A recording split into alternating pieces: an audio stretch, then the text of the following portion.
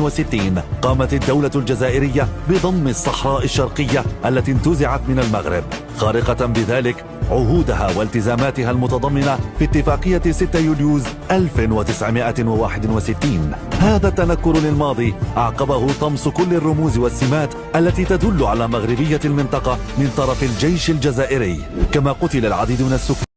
المطالبين بمغربيتهم في المواجهات بسبب رفضهم لاستفتاء تقرير مصير الشعب الجزائري المنظم من طرف فرنسا. وسبق لجورج سالفي الصحفي السابق في جريدة لوموند الفرنسية التأكيد في إحدى مقالاته أن مدينة كولوم بشار إضافة إلى مدينة تندوف هما مدينتان مغربيتان تاريخيا، يؤكد أنه إلى حدود سنة 1960 كانت أجور الجيش بتندوف تؤدى بالعملة المغربية، فيما ظل سكان هذه المناطق يؤدون الضرائب باسم السلطان ويرفعون الدعاء له في صلاة الجمعة، ينطقون الأحكام القضائية باسمه ويصومون مع المغرب. وإلى يومنا هذا لا زال بعض المغاربة يحتفظون بالأظرفة البريدية من تندوف تحمل طابعا بريديا مغربيا مختوما بختم مكتوب فيه بريد المغرب تندوف. لأجل كل ذلك يصر النظام الجزائري الفاشل على الاستمرار في دعم البوليساريو لإلهاء المغرب بقضية الصحراء،